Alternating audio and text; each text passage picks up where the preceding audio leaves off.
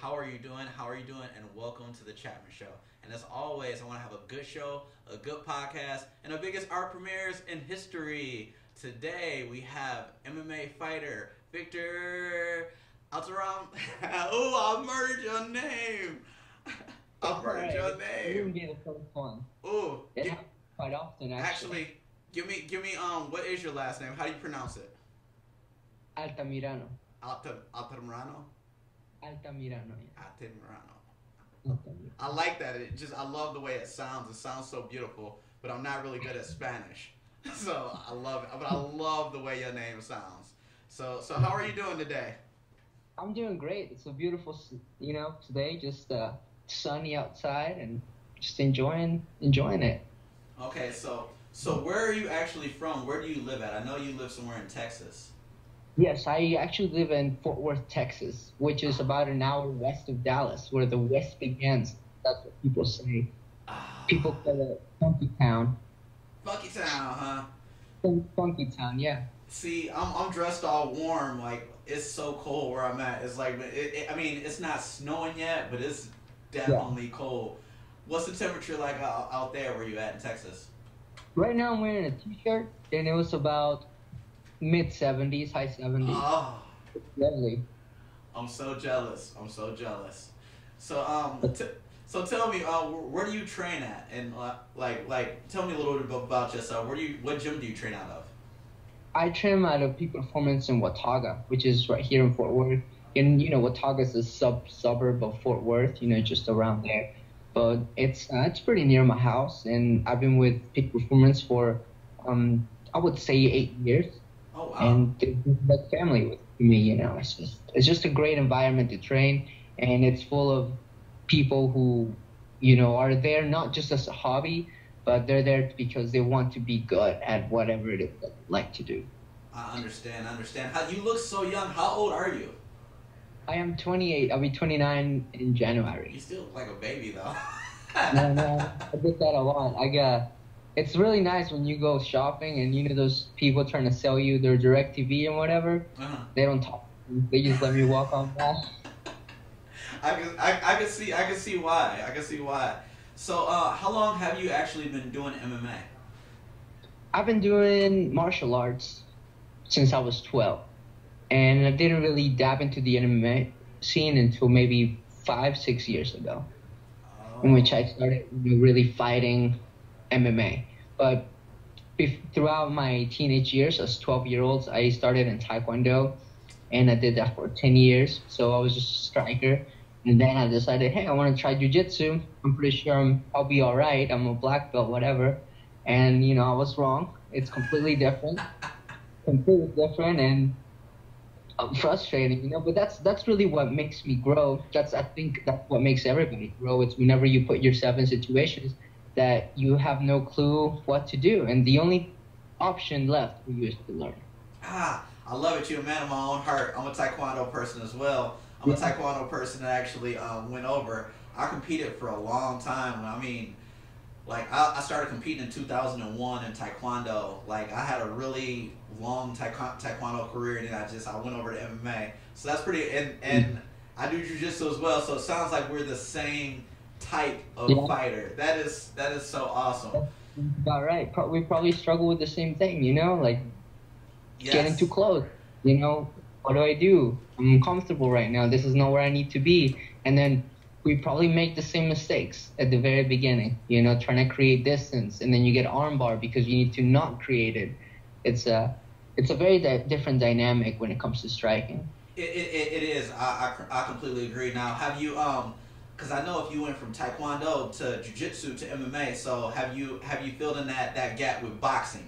Because that's one of the Yeah. main thing that I had to work on was my boxing when I went over to the MMA world. So is that been like a big transition for you? I should say. I think that what made that transition a little difficult wasn't necessarily the boxing, but the fact that the footwork is very different. Footwork for Taekwondo is meant to have a wide stance so that you can bounce up and down, enter quickly, and deliver kicks. When in boxing, it's a short range sport. You're only using your hands, so the footwork is different. You don't have to be as sideways. Whenever you're in Taekwondo, you're almost sideways, Yes. And then you incorporate MMA, you're gonna get a single leg. You incorporate leg kicks from Muay Thai, you're gonna get your leg just smashed to pieces. So then you take what you know of Taekwondo and you adjust it for an MMA stance.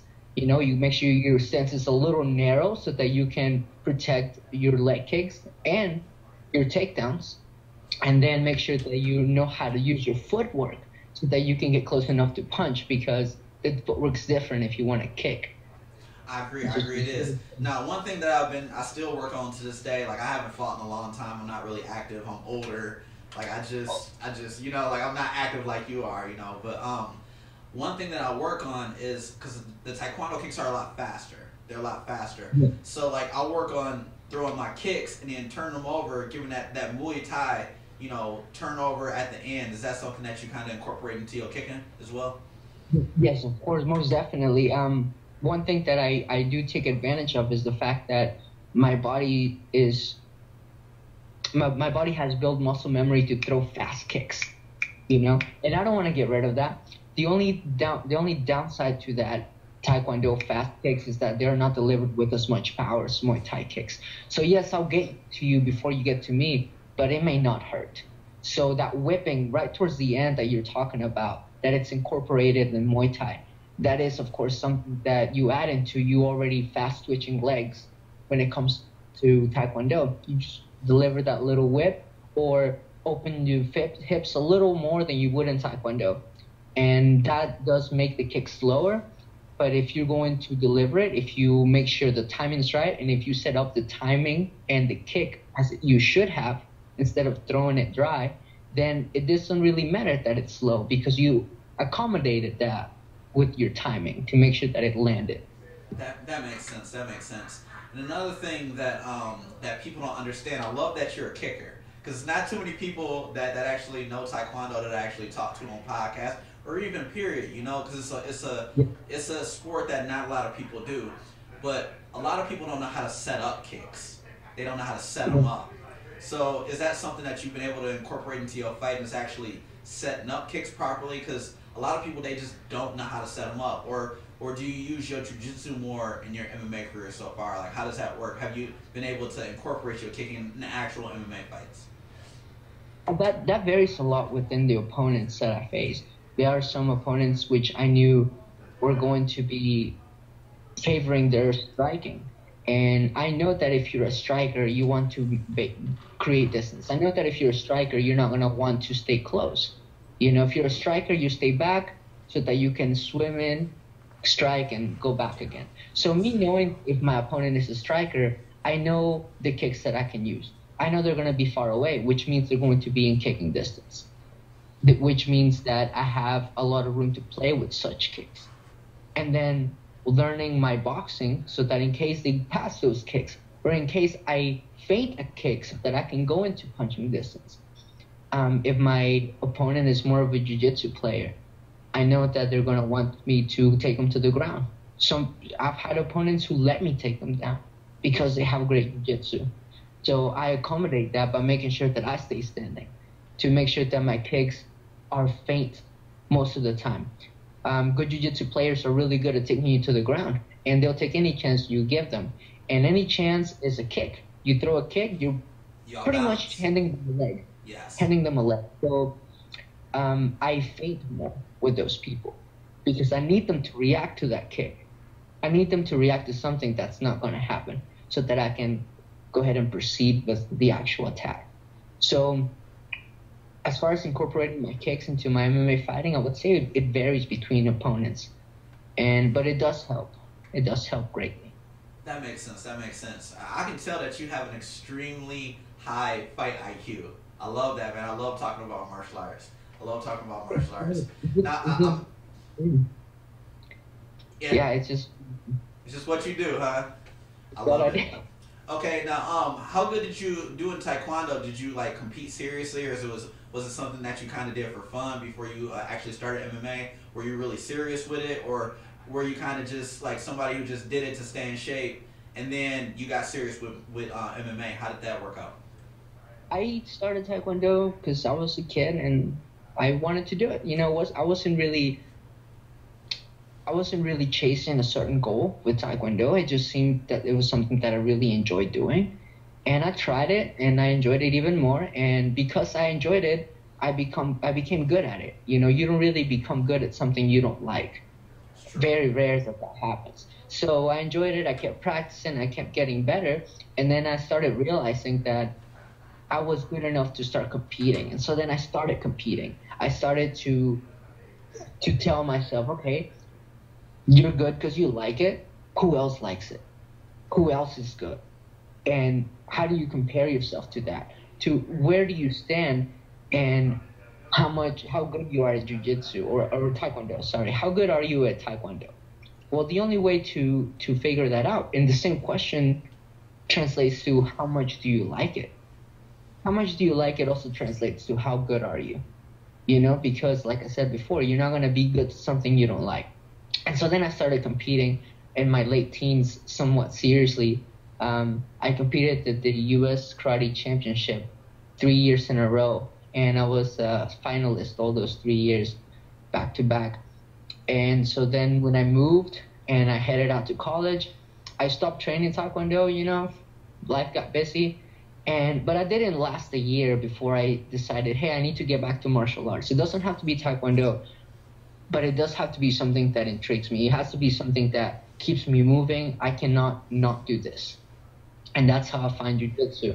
I said, I want to be a well-rounded fighter. And what do I not know? I don't know how to grapple. And so pursuing that, the same thing happened again, like it did Taekwondo. I began to like it, and then I began to ask myself, who else likes it? And who else is good that I can compare myself to? And then the same thing happened again with fighting. I love it. I love it. So you're talking about your goals and you're talking about comparing yourself to other fighters. So what are your goals in MMA at this point? Like what do you want to get to the UFC, Bellator one, or do you just want to be a world champion? Do you want to like what's your overall goal in MMA as of right now? As of right now, since I've started, my goal in MMA has been to build a reputation as an MMA fighter, a reputation of being a well-rounded fighter, and I'm constantly pursuing that. I want to make sure that I am known for my skills, for my art, for my martial arts, because I would like to one day, open up a school, pass down this knowledge, but no one's going to seek a knowledge if it's not known. I have to bring up myself to a level that I can help people get. And if I don't do that, if I just open up a school right now, I feel like I have a lot that I can't teach because I don't know yet.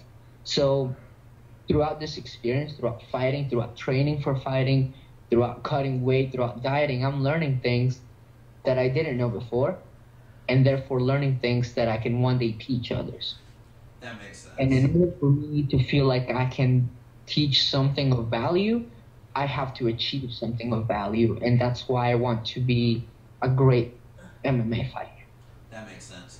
Now, before I even knew who you were, like I know Jared very well. You know what I mean? That was your last fight. You didn't get the nod, but it happens. You win some, you lose some.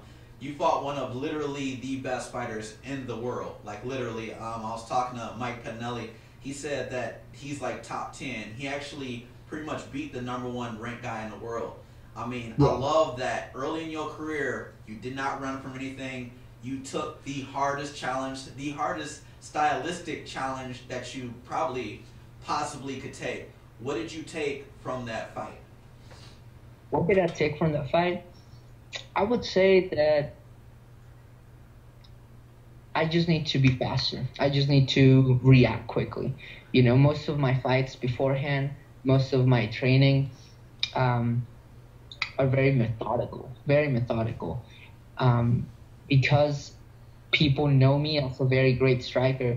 People hesitate, people think, people wait, and that's where I take advantage of it. Jared came out strong. Jared came out, to the point, and I'm not used to that. It's not that I'm not used to that aggression, it's I'm not used to people speeding up that fast. Most people Yeah. ease into it, so I feel like that's something that not just Garrett, does, but I feel like that's something that that level of fighters do. And that's what I learned. I learned, okay, I'm at this level now. Now I need to fight like I'm at this level. And that's really what I learned. I learned the most is you That have to go. that makes sense. When I was watching a fight, like from a technical standpoint, you were doing everything that you were supposed to do, and you were going for sweeps. You were doing, and I was just like, because I was actually a long time ago. I'm a lot bigger now. You know what I mean? Like, I mean, a lot bigger. But I was actually scheduled to fight Jared a long time ago, and I was like, Yeah. man, that dude's wrestling is really good. Like, you were actually doing, you were using really good jujitsu. You almost swept him a couple times. You were moving. You were shrimping. I was actually very impressed from a technical standpoint of how you fought. And when I met you, that's why I was like, man, I was like, I have to get an interview with this dude. Like, you are such a nice, like, just cool, down to earth person. Now he said that you actually beat some really good guys. He said that you actually beat somebody that was in the UFC or in the Ultimate Fighter House. Can you tell me about that opponent exactly? Well, I'm not sure who that was. I don't. Was it Joao Camille? Camille? I'm not sure. I'm not sure either. I'm Man, gonna be honest with you. I don't really look at what my opponents have achieved. I just look at their fights. that You makes know, sense. That makes I just sense. I look them up. I see, okay, let me see him as a fighter. I don't really like to get caught up on who they are and what they've achieved, because that's not who's going in the cage. Who's going in the cage is a fighter, and that's what they're going to do. Um, I would guess it would be Joao Camilo. He's probably the most prestigious fighter I've fought before Jared. That's what I would say. And that was my last fight before Jared, actually. And I won it through unanimous decision. It went all the way through the third round. But that was a great fight. He was very conscious of his jiu-jitsu, and his striking was knowledgeable, but I saw the gaps of hesitation. And that's really all I needed to make sure that I kept my upper hand in the striking area. That makes sense. That makes sense. Now, how did you get hooked up with WXC and Mike Pettinelli and Norbert? Like, how did that whole business transaction Mhm. happen? Like, I mean, how? Because you all the way in Texas, we all the way Yeah. in Michigan. So, can I get a story? How, like, or did your management handle that? How did that even Yeah. happen? So what happened is after my fight with Joao Camilo, which happened in March, I got a contact from Noah Conyers from First Round Management, and he gave me an offer. Said we want to represent you, and I said, all right, great, let's do this. And then I don't think a week even went by, and somehow he contacted WXC and told me, hey, we have a fight within a month. You want to take it? I talked to my team. They said, all right, let's do this. Let's do this because Jared's a great fighter. We've beaten good fighters, and we don't. If we're gonna take a step up, this is a step up. We don't want to take any more lateral steps. We want to go up, and we took this fight Good. via management. Yes, and I feel like that's a really good fight because now people, the UFC and bigger organizations, they look at what type of competition you fight. It's a lot of people Yeah. who have undefeated records who just they fight nobodies. You know what I mean? And I could tell you're not that type of guy. That is exactly why you are going to make it. Like I can tell, I can see it. I can just see it. Like I can tell you want to be the best in the world. You're not okay with just fighting people who don't have any type of records or how do you feel about that? What do you think about people who kind of sandbag in the whole MMA world or boxing world? What do you think about that type of stuff? I think people do what they do for different reasons. Some people will stand by something that's not necessarily great because it's great for them. And at the end of the day, if that's what they love to do, if that's how they're happy, if that's how they are fulfilling themselves, then I think it's great. I think it's great that those people exist. I think it's great that those people just like to fight. I admire those people. They don't care. They don't care if they're 15-0, or they don't care if they're 0-15, and they keep fighting. Why? Because they like it. And that just lets me know that those people do it for one thing only, and that is they like it. I do it for many things. One of those reasons because I like it. Another reason is because I want to be the best. But those people do it only because they like it, and I admire that. So when you say, or when people say people are just sandbagging, or maybe they don't really give a fighter their acclimated skills because they only fight people who are nobodies, I can see that. I can see that if your goal is to be the best. But what if their goal is just to enjoy it? Some people just like enjoying it, and they're great gatekeepers. Some of those fighters are great gatekeepers. How do you test yourself? Are you down for this? Are you about to step in a cage? Who do you want? Well, this is a gatekeeper. If you can fight him and beat him, then you're ready for the next step. And without those people, we wouldn't know how to test ourselves. That's so true. I guess I never really looked at it like that. That makes sense. Now, I'm doing a lot of promo for Bare Knuckle FC this weekend. Have you ever watched any of that stuff? I haven't. I'm going to be honest. I haven't seen that, but it's just bare knuckle boxing, right? That's what it is. Yeah, it's a little bit more savage, I feel, than the UFC. I mean, bare knuckles, people's faces are bloody. I was going to ask you about the you know who Artem Lobov is, and Jason Knight. I don't. I guess I can't really talk to you about that. I can't talk to you about that. You can talk about it. It's these guys, Artem Lobov, and he's actually Conor McGregor's best friend. Okay. He had a pretty much I think it was like 17-17 record in MMA. He didn't do so good in MMA. Really nice guy, but he went over to bare knuckle FC, and he's just killing it. He's killing it in the bare knuckle world. It's weird because he was more of a boxer, stand-up fighter, and he was always getting taken down in the UFC. So he went to an organization where he stands up and he's doing a lot better. And Jason Knight, he used to fight in the UFC as well. He's fought some killers. The first time they fought, it was just this bloody war. Like, Jason Knight looked like Frankenstein after the fight. It looks a little too savage for me, but they're fighting again this weekend, and it was like a very, very close fight. And I was going to ask you about that, but if you don't really know about it, then, I don't know about it. I can't tell you, it's kind of peculiar that you said he's doing really great, and that kind of comes back to what we were just talking about. It's like, that guy just want to fight. What if that guy doesn't care about grappling? That guy just wants to hit something and feel what it's like to get hit and say, fuck it, I'm going to keep going. Some people like that. And that's how he is. When you do MMA, you start grappling, and some people don't want to grapple. They want to hit you, and they don't care if they get hit back. That makes sense. Now, out of curiosity, when you fight now, because I know in a cage it's so different than taekwondo, it's so different than jiu-jitsu. Yeah. Where do you usually feel the most comfortable? Every fighter usually has a place where they feel a little bit more safe. Where do you feel a little bit more comfortable? Period. When that's a crazy question to ask you, but I mean it's a legit question. Where do you like to be? Because you're good standing up. Apparently, if you do taekwondo and you understand how to box, and then you're good on the ground if you do jiu-jitsu. So where do you prefer to be? And what's your happy place in the cage? My happy place in the cage, I think that I don't think that I have a place, but I do have a time that is my happy time. It's not really a question of where, but a question of when. Because I don't really feel in danger in any position, to be honest. Standing up, I feel safe. If I get taken down, I feel safe. The fight with Jared, great takedowns.